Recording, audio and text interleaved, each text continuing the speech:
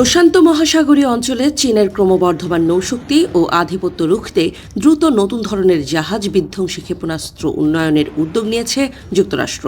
এই উদ্যোগের মূল লক্ষ্য চীনের ক্রমবর্ধমান নৌসামরিক সক্ষমতার মোকাবিলা করা এবং সম্ভাব্য সংঘাতে যুক্তরাষ্ট্রের প্রতিরোধ ক্ষমতা বাড়ানো। রিপোর্ট অনুযায়ী মার্কিন সেনাবাহিনী তাদের প্রিসিশন স্ট্রাইক মিসাইল PRSM প্রকল্পের অধীনে এক নতুন শক্তিশালী সংস্করণ ইনক্রিমেন্ট 4 তৈরির কাজ দ্রুতগতিতে এগিয়ে নিচ্ছে। 1000 কিলোমিটার পাল্লার এই অত্যাধুনিক মিসাইল মূলত সমুদ্রের চলন্ত জাহাজ ধ্বংস করার জন্য বিশেষভাবে ডিজাইন করা হয়েছে। এই মিসাইল ইন্দো প্যাসিফিক অঞ্চলে মার্কিন সামরিক সক্ষমতাকে এক নতুন উচ্চতায় নিয়ে যাবে বলে ধারণা করা হচ্ছে। এই মিসাইল হাইমার্স ইউনিট থেকে উৎক্ষেপণযোগ্য। এটি GPS ব্যবস্থা ছাড়াই প্রতিকূল পরিবেশের লক্ষ্যবস্তুতে নির্ভুলভাবে আঘাত হানতে সক্ষম।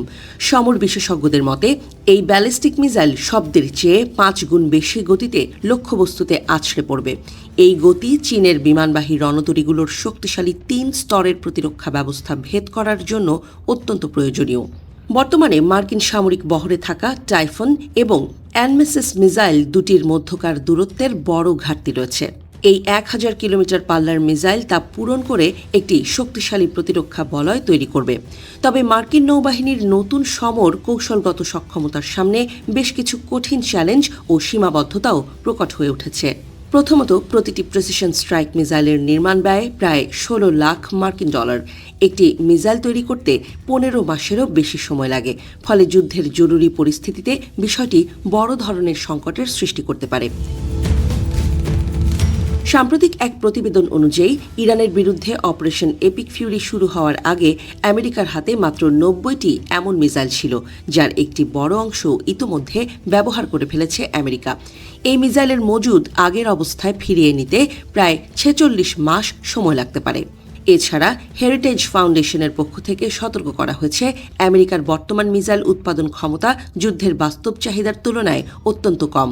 ফলে দীর্ঘমেয়াদী সংঘাতের ক্ষেত্রে আমেরিকা বড় ধরনের রসদ সংকটে পড়তে পারে বলে আশঙ্কা করা হচ্ছে। এদিকে প্রযুক্তিগত উৎকর্ষ থাকা সত্ত্বেও ফিলিপাইন ও জাপানের ছোট ছোট দ্বীপগুলোতে আমেরিকার এই মিসাইল লঞ্চারগুলোর টিকে থাকা নিয়ে প্রশ্ন উঠেছে। কারণ চীনের অত্যাধুনিক মহাকাশ ভিত্তিক নজরদারি ও ড্রোন হামলার মুখে এই উন্মুক্ত দ্বীপগুলোতে লঞ্চারগুলো রক্ষা করা বেশ কঠিন হবে। এমনকি মিত্র দেশগুলোর প্রতিরক্ষা ব্যবস্থাও হয়তো মার্কিন এই সমরাস্ত্রগুলোকে রক্ষা করার জন্য পর্যাপ্ত নয়। এর পাশাপাশি একটি মার্কিন গোয়েন্দা প্রতিবেদন ইঙ্গিত দিয়েছে, চীন এখনই তাইওয়ান আক্রমণ করার কোনো পরিকল্পনা করছে না। আপাতত তারা বল প্রয়োগ বা চাপের মাধ্যমে শান্তিপূর্ণ কৌশলে বিশ্বাসী।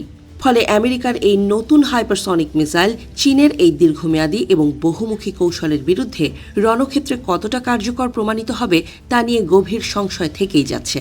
বিশেষজ্ঞরা বলছেন, এই নতুন মিসাইল আমেরিকার প্রতিরোধ ক্ষমতা বাড়ালেও এর চূড়ান্ত সাফল্য নির্ভর করবে নিরবিচ্ছিন্ন উৎপাদন এবং প্রতিকূল পরিবেশে এর টিকে থাকার ক্ষমতার ওপর।